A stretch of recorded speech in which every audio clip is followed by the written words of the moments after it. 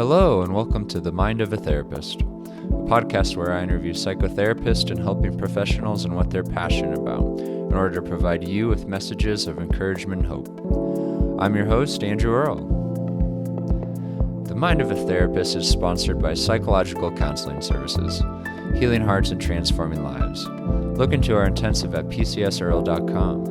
In today's interview, the Earle family has a bit of a roundtable discussion on couple relationships. I'm joined by my father, Marcus Earle, who's a PhD psychologist, licensed marriage and family therapist, and clinical director at Psychological Counseling Services.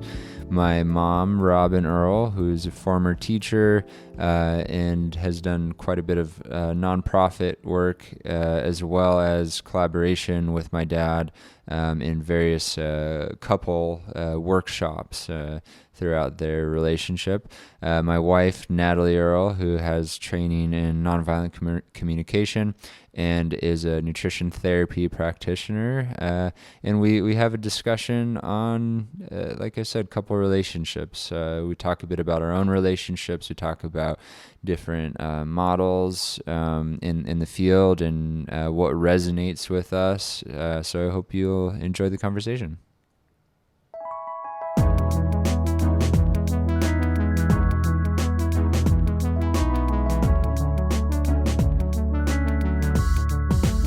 All right, well, Mom, welcome to the Mind of a Therapist podcast. Natalie and Dad, welcome back.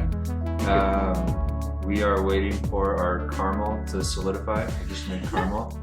And we thought we'd record a brief podcast on a couple relationships. Natalie and I have been married for 5 years and been together for 9. Mm-hmm. And how long have you two been together? 39 years. 39. Yeah.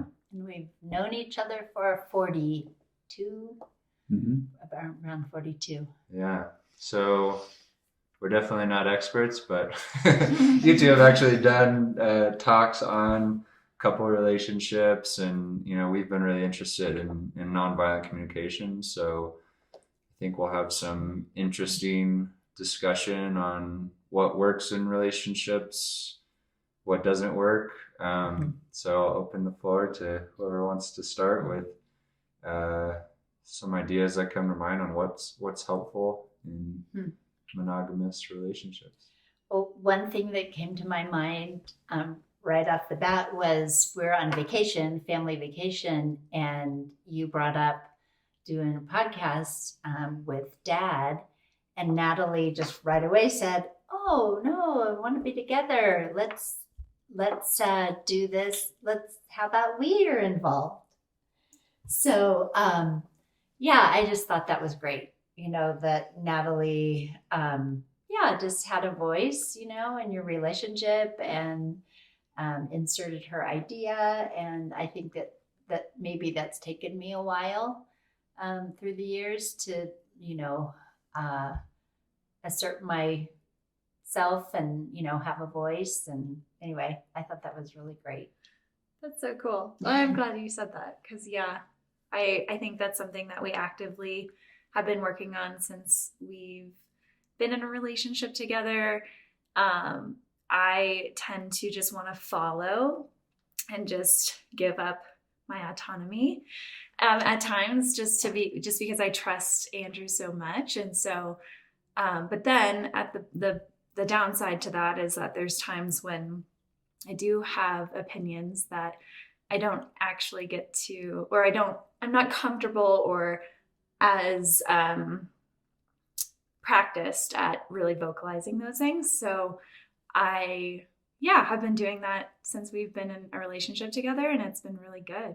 Yeah, that was good. And we did some premarital counseling, and I recommend that to any of the listeners who are thinking about getting married. It doesn't have to mean that there's anything wrong in your relationship. It's just a really helpful tool to just have as clear of an idea as possible of like what your relational dance will look like and what problems will emerge, as you continue to go down the line out of the the honeymoon phase. And I know that in our premarital counseling, our therapist pointed out that I was often taking the lead, and we live in a patriarchal society, and as much as I like to think that I'm egalitarian in my relational style, as a liberal man who tries to be outside of patriarchy, I by no means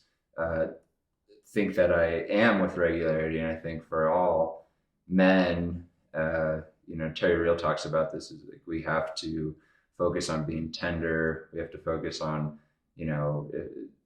letting women lead. I think he talks about women needing to, that's kind of their task, is like you're saying, is to like step into leadership, because we've been conditioned from a young age and socialized to be in these certain gender roles. So Absolutely. Well, in our case, Robin is a leader. I haven't always been a leader. And so I was more comfortable following and letting her take the lead. Of course, it was a devious plan on my part, because then I could sit back and resent how things were going and blame her for it. So it's been a pattern that we've had for quite some time. That's been a damaging one, for sure. And so what I know I've been working on is stepping into conversation, stating my opinion, and let us have the difficult conversation on the front end, rather than setting things up to then, look where we are now because you decided, because you wanted to. So I could turn things around on her, and that's actually a skill and talent that I have that I'm not proud of. But and those are the things that I think happens in marriage, is all this learning about self. And that's what I learned growing up, was to follow and to pay attention. And then out of what was going on in the family, I wanted things the way I wanted them, so I could feel more comfort, security. And if things didn't go that way, then either disappear, or get upset. And I've just started rereading, I think, a book by Alanson Nirenberg that just came out called No Perfect Love. And what she's emphasizing, is that there is no perfection, and yet we're all striving, we're all set up to think that there's a perfect, relationship out there. And it looks like there's some that do incredibly well. And maybe they do. I just know it takes a heck of a lot of work to be in a really good relationship. And our imperfections are what help us to grow and get actually to, I wouldn't say perfection, but something that's more loving and compassionate. Mm-hmm. Yeah, that's a great message. Because I know when we're in the heat of our arguments and in that limbic, flooded state, there can often be like shame, like, or I'm a therapist, I should have things together. But it's and all relationships are imperfect. And I think piggybacking off of that, I think like with those relational patterns that come up and the conflicts that come up, the Gottmans talk about how in healthy relationships there's not an absence of conflict, it's just how we deal with the conflict. So that's been really helpful for me, in like embracing those moments to learn about myself, learn about you, and then ultimately reconnect and grow from that. I also love what Sue Johnson talks about as the dance patterns, that we create in our marriages and relationships. And I don't fully understand the process, but I think, working with our therapist a few times, recognizing when we're doing quote unquote the dance that isn't really productive, that's a pattern of over and over, how we push buttons and, the other person blames, or, the back and forth that is just so aggravating when you're not able to get to closure, or to really, I've always felt like just trying to understand each other better. And I just think I have a long ways to go with that. But I think recognizing the pattern and just saying it out loud. We're doing this again, and this doesn't serve us well. And then, turning a corner, whatever that means, whether it's, going separate ways for a few hours and thinking things through and then coming back together, or just being together and not feeling that urgency to solve this right now. Because I feel like we can easily get into that rather than, okay, if we step away from this issue right now in this conversation, it doesn't mean we're not going to come back to it, but maybe if we just go for a walk right now or go, just get regulated, that sometimes that's, I know that's helpful for me. Yeah. Recently, actually, I was thinking about a recent conflict that we've had, and getting to know each other's selves, because we've been doing more like IFS work a little bit, and just kind of, there's this part in me that really does not like when I end up kind of stimulating another part in you that's like that critical part or this like difficult part for me to handle. And that part that's like really angry at myself for actually like triggering that part in you came up, and you told me, Andy, you were like, but this is how we get to know each other, right? Like it was a really beautiful experience of like, okay, just acknowledging more about getting to know myself more in that moment and saying, okay, this is what's happening. These different parts are coming up. This is part of our dance. And it's the same like kind of shame spiral for us that happens. And then, but that in that moment when we could acknowledge these different parts of us that they were showing up, we had so much appreciation for each of those parts in a different light. And when he said, I just was like, I want to get to know those, like all of you, like every single part of you. And I wouldn't put any of those fights like away. Yeah. I always forget the title of Dick Short's new book.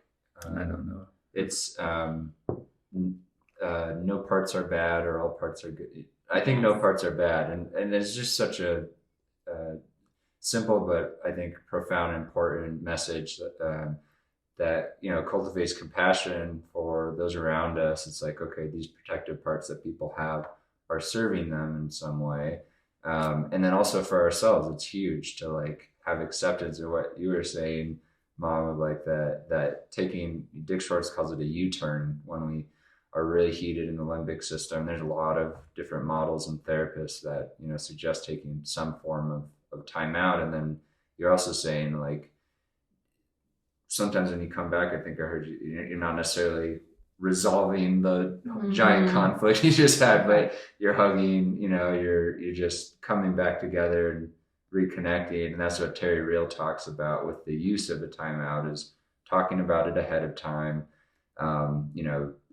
putting a time limit. Okay, I need about, half hour, an hour here, maybe I need a couple hours. I'm really flooded, and making sure you come back at that period, and not try to solve the whole conflict, but just reconnect, whatever that looks like to you and your partner, or friend. And so, all those ideas are really important to keep. I'm really inspired to hear you say that you're still working on that. I think a lot of couples, like younger couples, right? Like we think by the time, like we'll figure it out. Like there's always this pressure, like, okay, we'll just figure this loop out and we won't ever do this again.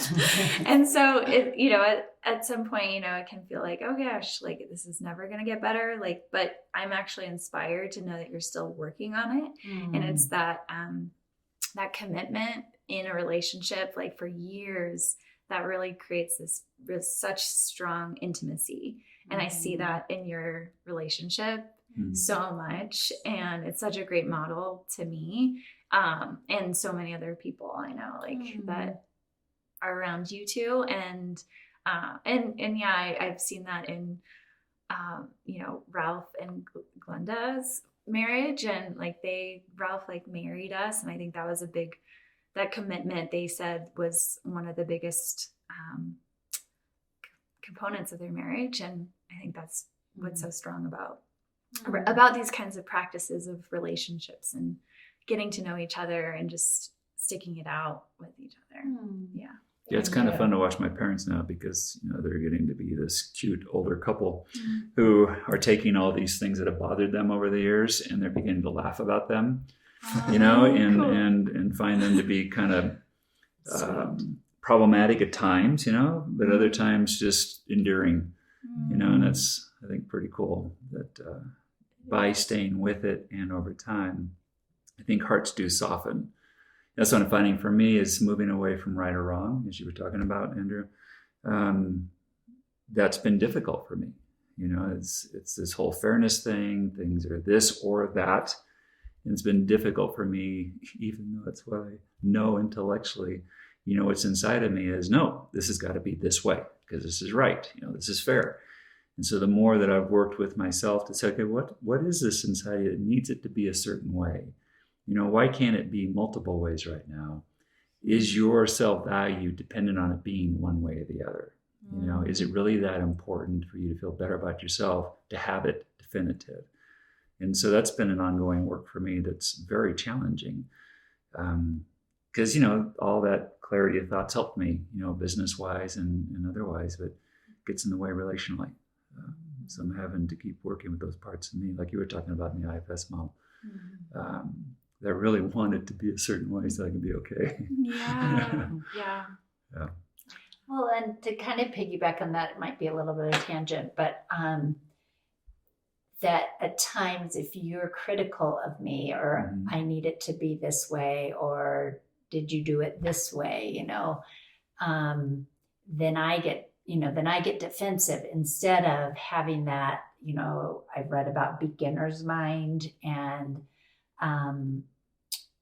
just realizing that we can learn a lot from each other. So instead of having the defensive stance, to have that openness of, well, a lot more about that particular thing, and I think especially when you've been married longer, and you've repeated the cycles, that it's really easy to just continue that cycle of criticism and defense, and reactivity, and then you've got the ball rolling, So I think kind of what you guys were talking about earlier on is, really seeking to, know that person deeper and to know that you can learn, you can learn from the other person too.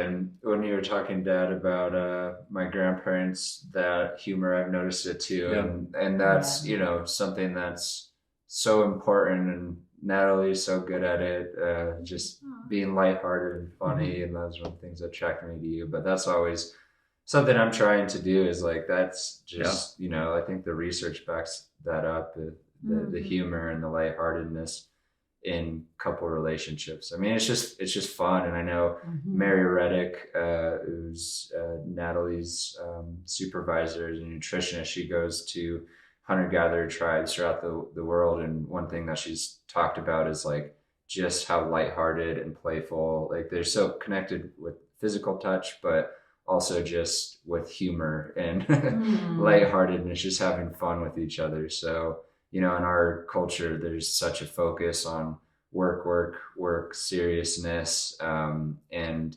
so, and speed too, right? So it's hard for us to slow down and just be with each other. On that note, with modern couples are so isolated in themselves too. Like we are our own families in our own units, but that's so unique, I think, to a modern world of human existence. And I think that just puts a lot of pressure on that at times. And we do have this like seriousness too. There's a lot of stuff to be done in like a family to make sure you have enough money to cover all the bills and like plan for this or that. It's just a really good point that you make to just kind of continue to cultivate. How can we cultivate more joy and connection and laughter and that kind of connection in our relationships? And some couples do that more naturally, I think, than others, and depending on yourself and what you what you find in the other person that you are connected with. But I think that's really important to give yourself some grace in this context of the modern sense that we put a lot of pressure on ourselves to have things a certain way, and just continuing to ask yourself, does that really matter? Because at the root, like, what are your values? Like, do you value your relationships, or do you value like all of the things that make up a modern life? Well, I'm getting hungry for some caramel, and try not to eat sugar too late. It's healthy and try caramel. not to eat too late. Can I just follow up one thing? With what Nellie was saying. Let's just say we'll a few final thoughts. Is, what you're saying right now is certainly what I think has proven really helpful for Robin and I, is even leading parenting or marriage enrichment that has involved us with other couples. So it's helped kind of normalize our experience and helped us to feel less isolated, in what's going on. And also my job does that. So that is helpful. And I don't think most people have that, and coming out of this COVID culture, which has been very isolating. This is the thing for us now as couples, is to come together and find couples that are willing to talk about, we're imperfect, and not hide behind shame, or, not wanting to be seen, not wanting to be known, because, it's embarrassing. And to realize, what you've got going on is probably very similar to what somebody that you're already connected to has going on, because we tend to be drawn towards those that are somewhat similar to us without knowing it. So I hope more couples would connect. That's good. And for those who are interested in connecting with other couples, I mean, obviously, different religious groups, the internet's a great resource now for, Psychology Today, maybe finding a group that is a couple group run by a therapist around you, or one online. I know the Gottmans do couple workshops. I think Sue Johnson does. Do you all know of any other couple groups or like places people might look? I would just say too, even broader would be just interest groups. So maybe hiking or biking, or groups within your community, or serving, volunteering, at food pantries, and then you're meeting people, and you're doing that as a couple, and it feels really good and meaningful. Plus you're meeting others in meaningful ways, and hopefully connecting. I've always really longed for couples groups, and just groups in general that would be, where you could be honest about your true self and your struggles, and whether it's marriage or just individual issues that you're going through. I think, we all need support, and some of us have that in our families, and some of us need to expand what our idea of family is, outward. One thing that comes to mind is the nonviolent communication programs. They have workshops and things like that. And it's not just couples, but you find a lot of couples there.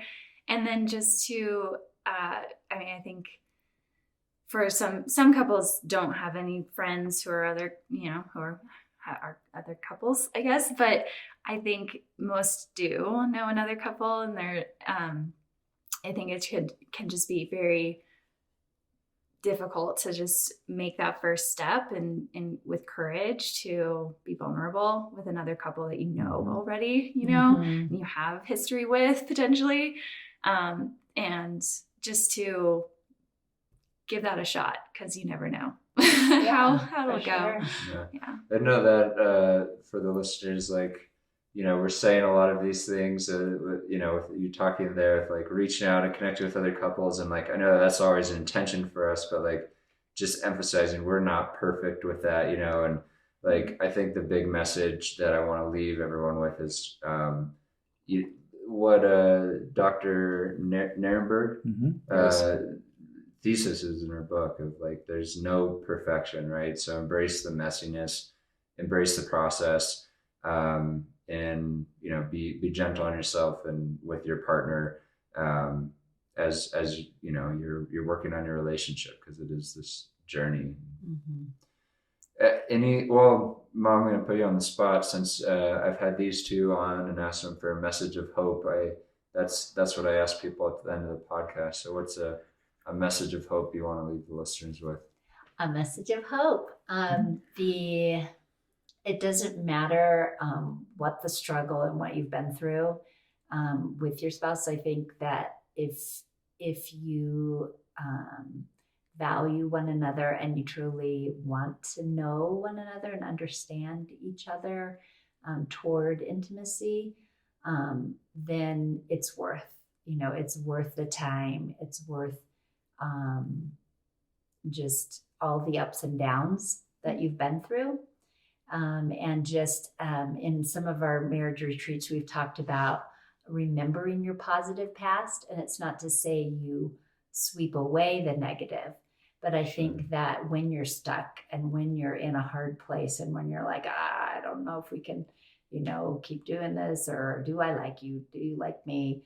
Then sometimes remembering those positive memories and that foundation and all the wonderful parts of your marriage that you've had, that can propel you then to work on the harder stuff. And the other message of hope is that as we each individually own our part in, whatever interactions, that may not be the best, then as we're growing individually, then we do grow as a couple, closer.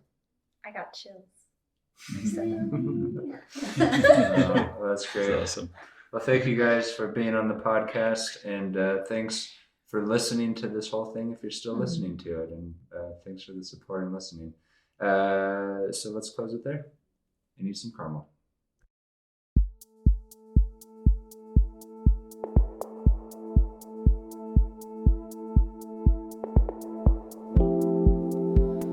Please press the subscribe button, as well as rating and reviewing our podcast. This helps others connect with what you've been hearing. If you have any questions, please contact us at themindofatherapist@gmail.com. These questions will be kept anonymous. I want to thank Eric Price for the wonderful music you hear in this podcast. Additionally, this podcast was created to provide accurate and authoritative information on the subject matter. Although we are interviewing licensed therapists, they are not your therapists. This podcast is not intended to serve as direct medical advice and should not be used as a substitute for direct professional help. It is given with the understanding that neither the host, publisher, guests, or PCS are rendering legal, clinical, or other professional information.